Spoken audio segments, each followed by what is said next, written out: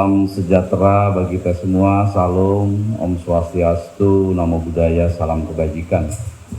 Yang terhormat Ibu Kepala BMKG, Ibu Profesor Dwi Korita Karnawati PSD, yang saya hormati Kepala Badan Geologi, Bapak Dr. Insinyur Eko Budi Lelono, yang saya hormati Kepala BNPB atau Basarnas yang diwakili oleh Bapak Sekretaris Utama Bapak Dr. Abdul Haris Ahadi SH secara online, dan yang hadir di Pendopo Kabupaten Sleman Bapak Brigjen TNI Muhammad Hernanto yang saya hormati. Tentunya Ibu Bupati Sleman sebagai tuan rumah, Ibu Dr. Anda Kustini Purnomo yang saya hormati. Kemudian ada Galaksa BPBD Provinsi DIY Bapak Biwantara Yuswantana yang saya hormati.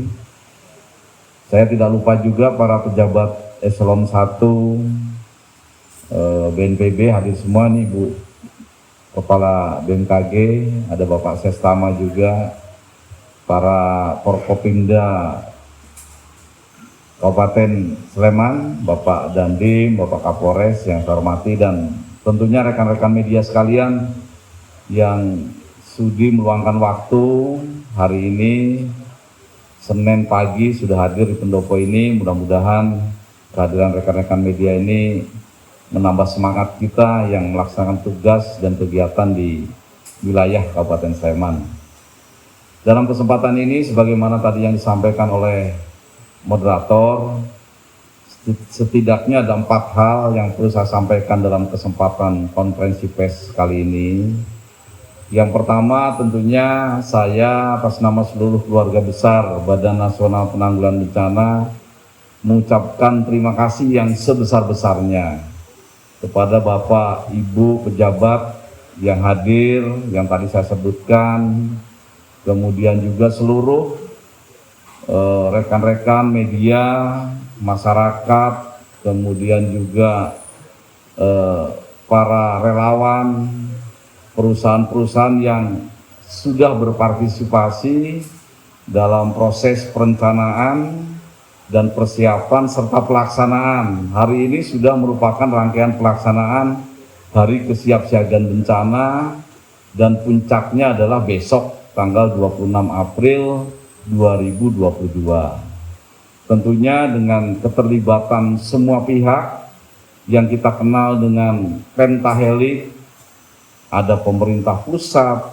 pemerintah daerah, media, dunia usaha, dan masyarakat, maka kita sebagai bangsa itu yakin dan paham serta sadar bahwa urusan penanggulangan bencana ini merupakan urusan bersama. Keberhasilan, keefektifan setiap upaya penanggulangan bencana tentu saja akan dimulai dari yang terkecil, dari lingkungan terkecil, yaitu keluarga, RT, RW, sampai dengan tingkat desa. Kemudian yang kedua, saya juga ingin menyampaikan kepada seluruh kita semua ini bahwa Hari Kesiapsiagaan Bencana ini sifatnya bukan seremonial, bukan sekedar perayaan. Sejak disahkannya Undang-Undang Nomor 24 Tahun 2007 tentang penanggulangan bencana, kita selalu merayakan setiap tahun Hari Kesiapsiagaan Bencana. Memang di tahun 2019 dan 2020 dan 2021 karena pandemi COVID-19 sedang tinggi-tingginya melanda negara kita, maka Hari Kesiapsiagaan Bencana ini dilaksanakan secara sederhana. Tetapi di 2022 ini, seiring dengan penurunan angka kasus konfirmasi COVID-19 yang sudah semakin baik, tahun ini pun pemerintah mencoba dengan memberikan izin untuk mudik ini sebagai ujian, karena semua data menunjukkan ke arah yang perbaikan, ditambah juga vaksinasi kita sudah sangat baik, dosis pertamanya sudah hampir 100%, dosis keduanya sudah 70% lebih, bahkan dosis ketiganya pun beberapa daerah sudah di atas 30%. Artinya mudah-mudahan di tahun 2022 ini kita bisa lepas dari pandemi COVID-19. Karena itu BNPB juga berusaha merayakan hari kesiapsiagaan ini dengan lebih mendatangkan lebih banyak orang. Ini juga sebagai ujian. Mudah-mudahan pasca mudik lebaran nanti, pasca kegiatan kita yang mengumpulkan lebih banyak orang dibanding tahun 2020 dan 2021, ini tidak terjadi pelonjakan kasus. Sekali lagi, hari kesiapsiagaan besok ini bukan bersifat seremonial, tetapi kita sebagai bangsa meningkatkan kesadaran dan kemampuan kita, khususnya masyarakat yang berada di daerah-daerah bencana. Masyarakat bukan hanya sebagai objek pada saat bencana itu tiba, tetapi juga harus bertindak sebagai subjek. Karena pengurangan resiko bencana akan sangat efektif apabila dimulai dari lingkungan yang terkecil, yaitu keluarga, RT, RW, sampai desa. Yang ketiga, rekan-rekan media sekalian, kenapa tahun 2022 ini wilayah Merapi yang dipilih untuk merayakan atau menetapkan hari kesiapsiagaan bencana di Kabupaten Sleman, di wilayah 2 provinsi yaitu DIY dan Jawa Tengah, di pelataran Merapi dan daerah Bali Rantai. Ini karena kita juga harus paham, kita juga harus setuju, dan kita juga harus yakin bahwa memang masyarakat di sekitar Merapi ini paling tidak sudah memahami langkah-langkah dan konsep-konsep apabila terjadi bencana.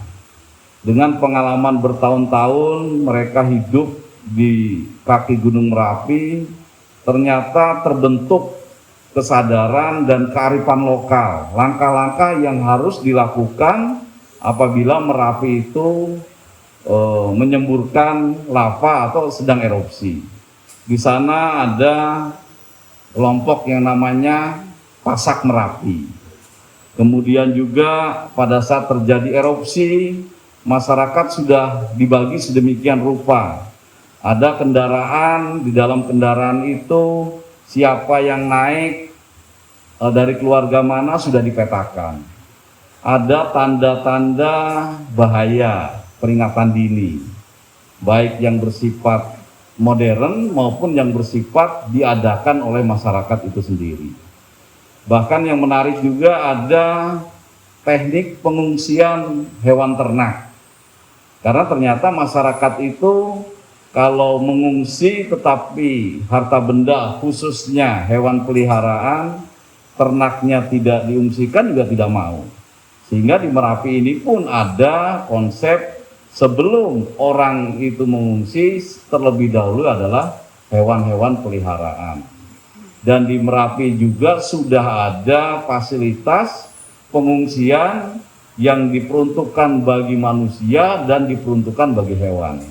Ini tentu saja menarik karena kita ketahui bersama rekan-rekan media sekalian bahwa Indonesia ini sangat banyak untuk bencananya. Bahkan Indonesia bisa dibilang supermarket bencana.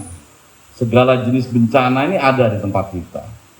Nah, ini dengan keadaan di Merapi ini mudah-mudahan bisa menjadi contoh bagi daerah-daerah lain, khususnya bagi masyarakat yang tinggal di sekitar Gunung Merapi. Bukan hanya Merapi, bukan hanya Semeru, kita ketahui bersama bahwa Indonesia ini punya 127 gunung berapi yang masih aktif. Tentu saja nanti Ibu Dwi Korita yang akan lebih menjelaskan secara rinci terkait dengan gunung berapi tersebut. Itu maksudnya sehingga pada tahun 2022 ditandai dengan perayaan hari kesiapsiagaan yang lebih meriah, yang lebih banyak mengumpulkan orang dibandingkan tahun 2020 dan 2021, maka kita pilih untuk kali ini adalah di Merapi. Dan yang keempat, yang terakhir, rekan-rekan media, Bapak Ibu sekalian yang hadir pada hari ini dan besok, serta yang ada di seluruh Indonesia, seperti kami informasikan bahwa Bapak Presiden juga akan memberikan sambutan secara khusus terkait hari kesiapsiagaan bencana tahun 2022 ini, kemudian dari Menteri Dalam Negeri, dari menteri-menteri terkait, Panglima TNI, Kapolri, dan seluruh masyarakat kami himbau pada hari besok puncak hari kesiapsiagaan bencana tanggal 26 April 2022 pukul 10.00, mari kita semua serentak memukul kentongan, mungkin membunyikan klakson, sirine, dan yang lain-lain yang berkaitan dengan bunyi-bunyian selama beberapa menit untuk menandakan hari kesiapsiagaan bencana. Artinya dengan adanya tanda itu, maka yang tersirat adalah meningkatnya kita sebagai bangsa dalam menyikapi apabila tiba-tiba bencana hadir di antara kita. Itu saja yang perlu saya sampaikan. Sekian dan terima kasih. Wassalamualaikum warahmatullahi wabarakatuh. Om Santi Santi Santi Om.